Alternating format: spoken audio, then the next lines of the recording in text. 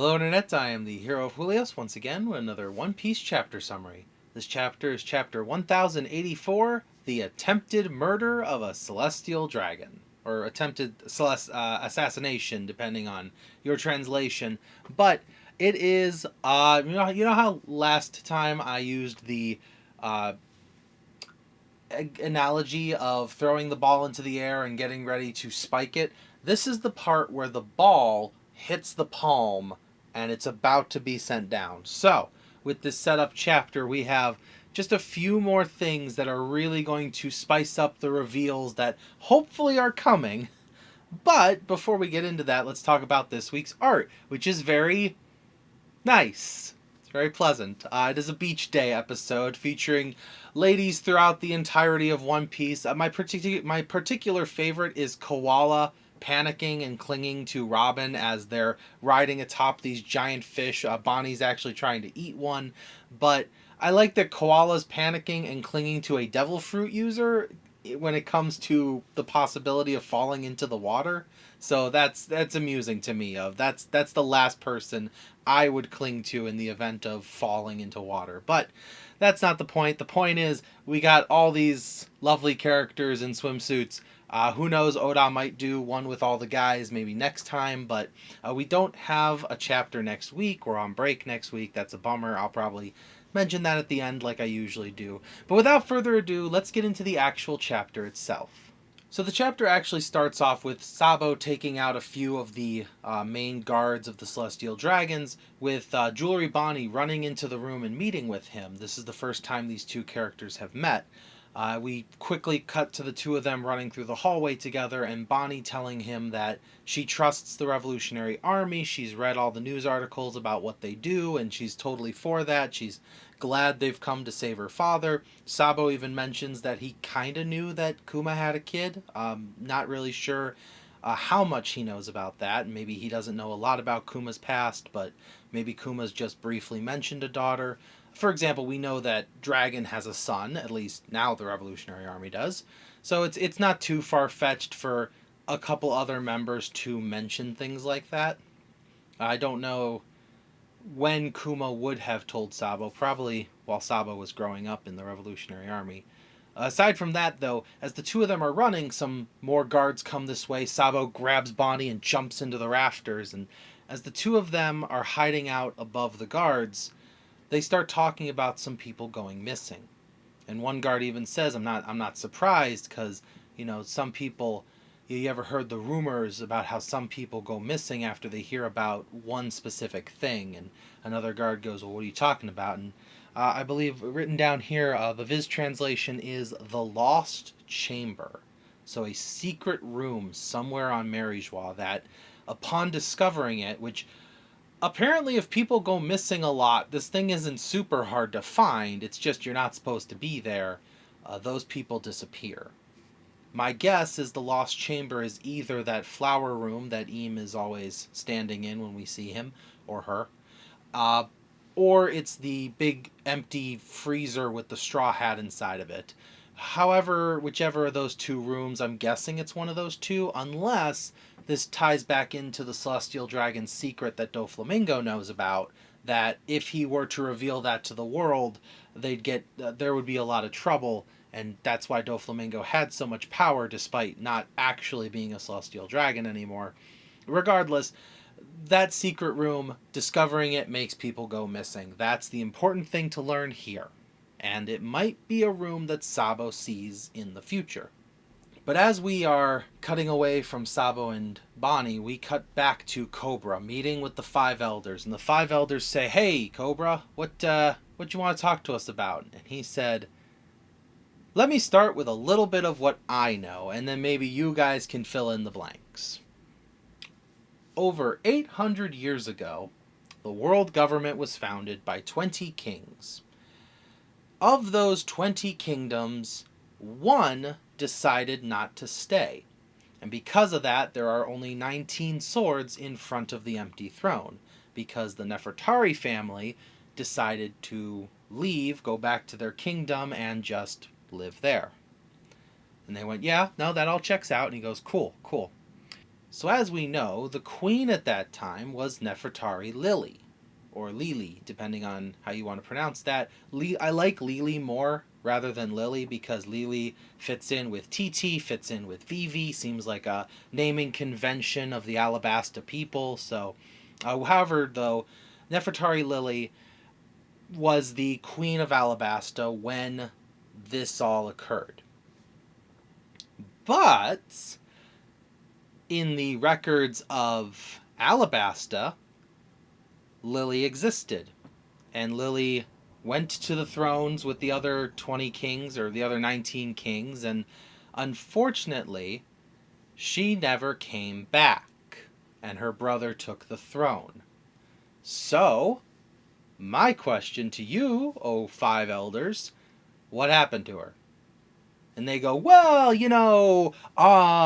history, it's kind of blurry back then. We were just inventing the printing press, so, not a lot of records were kept there. So we know she left Maryjois, definitely left, bro. She's totally not here anymore. And because of that, we kind of just assumed she made it home safely. We never got a text from her saying so, but, we said, text us when you get home, and she said, yeah, I will, and then she left, and this is, come on. This is... Nobody in this room is stupid. The five elders, smart guys. Cobra, smart guy.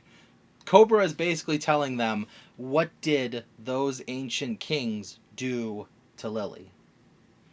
And they're telling him, don't ask questions. And he goes, all right, so you guys don't have a record of that. Cool. Follow-up question, what does D mean? Cobra, not afraid to ask the questions that us fans have been asking since literally the first chapter. What does the D stand for? Why is it such a big thing? What is the D? And the five elders are like, oh, well, that's a question.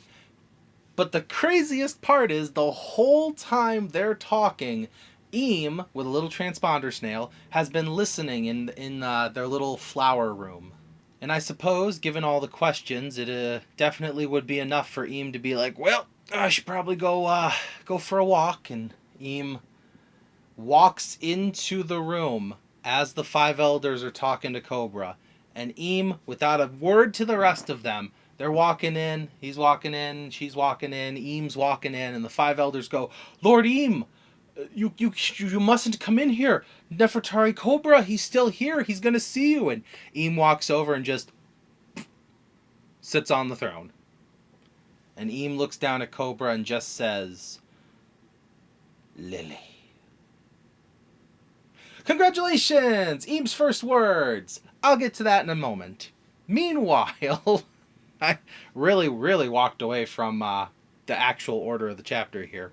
Got really hyped about Eam saying a word.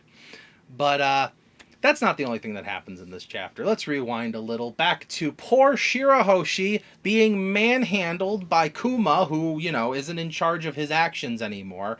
As, Charlos is standing there being like, woo, invincible slave Kuma! Woo, go catch the princess for me! And he's partying.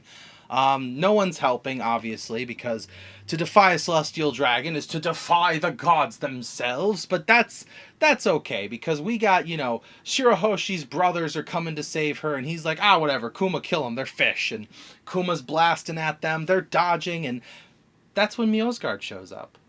Oh, good old Miosgard. He shows up, Rebecca shows up with Leo, and as the princess's brothers are coming, Fukuroshi, he's charging forward. You got Mamboshi and Ryoboshi. I think that's... Yes, that's right. The three of them charging towards to save their sister. Miosgard gives both Sai and Leo permission to attack Charlos, because as another celestial dragon, anything I say is okay, even if it means attacking another celestial dragon. Charlos, using the 2 brain cells he has, he rubs them together and he realizes, hey, if you can order people to attack me, I can order people to attack you. Kuma, kill Miosgard.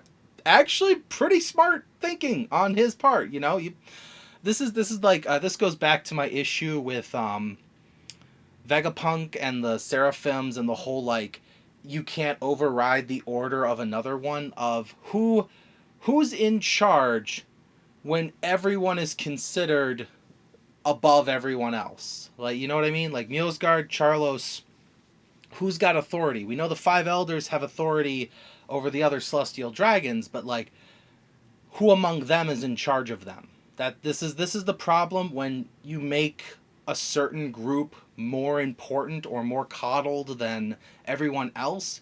They lose sight that they are just a human being. They are not the most important of even their own group. But anyways, so Charlos is sending Kuma after him. He's actually being ignored. Miosgard's focusing on the royal brothers. He tells them, hey, you guys can't get involved in this. And he's like, he's taking my sister. Why can't I stop him? And he goes, no, no, no. You have a kingdom to think about. You are royalty. If you do something, they're going to come after your people. Those guys, on the other hand, as Sai and Leo are getting airborne, he goes, those guys, they don't got a kingdom. They don't got a country. They don't care. They're pirates. And as he says that, the two of them come crashing down on Charlos, squishing him into this beautiful little sponge cake face thing. I'm actually going to use it as the thumbnail for this video because I just love that image. And it's a 3 for 3. Comedy comes in threes. Charlos has been punched by Luffy, he has been slammed by Mjolnir, and now he has been crushed by Leo and Sai. I swear, the next time we see Charlos, he better have eaten a devil fruit to like try and make himself stronger, because the perfect devil fruit for Charlos, at least if I was gonna homebrew one, would be the pinata fruit, because every time this man gets struck, we get a treat. So, yeah, Charlos, he's squished, and this is the attempted assassination, the attempted murder, because everybody's running away thinking, oh my gosh, these pirates, they attacked, they killed a celestial dragon, he's been murdered, we have to get out of here, but Mjolnir gave him permission, so I don't know why they're all so worried. This is totally legal, according to celestial dragon rules. Regardless, they cut away from there back to Eam as he is sitting down on the throne looking at Cobra and saying, Lily. And this is the part that reminds you that this is a manga, because all of our questions, is Eam a guy? Is Eam a girl? Is Eam a dragon? Is Eam a monster? Is Eam even a thing? Is Eam just a shadow? It's a manga. We have absolutely no clue what Eam sounds like. No high, we don't even have like someone responding and saying, oh my gosh, Pika has such a high-pitched voice, because that was the shtick of Pika.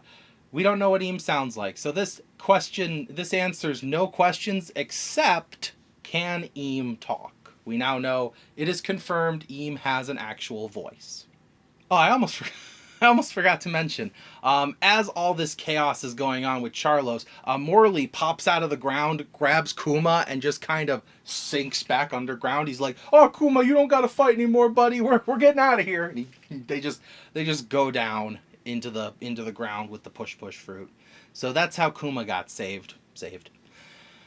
That still doesn't answer my question of why Kuma went back, because you could say it's a failsafe to keep him at Marie-Joie, but why would Kuma be attacking if Kuma was just programmed to go back? So I'm still waiting on that answer.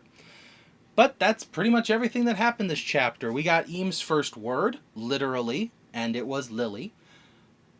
Maybe Eam is going to say, I am Lily. Maybe Eam is going to say, Lily was my best friend, and we decided to just hang out for all eternity. Eam might have been obsessed with Lily to the point of like, if I can't have you, no one else can, and now wants Vivi because Vivi looks just like her ancestor. Eam might just be the keeper of records, and Eam, isn't an immortal being, but just someone who has descended from a different line of Lily. That's an entire possibility too. Lily might have just had another child up in the holy land of Marie-Joie and decided to stay there. So technically, Vivi is a descendant of Lily's brother, so it is a great, many greats aunt, but not, full-on family. However this plays out, I'm hoping, as the palm hits the ball, We are finally going to get that spike into the ground. I thought that was going to be this chapter, but Oda is deciding to cook a little longer in the proverbial kitchen. No new chapter next week, unfortunately, so we're all just gonna have to sit and wait on this. But that is my problem, not yours. I just have to come up with a different video for next Monday. So thank you for watching as always. I will see you in the next video.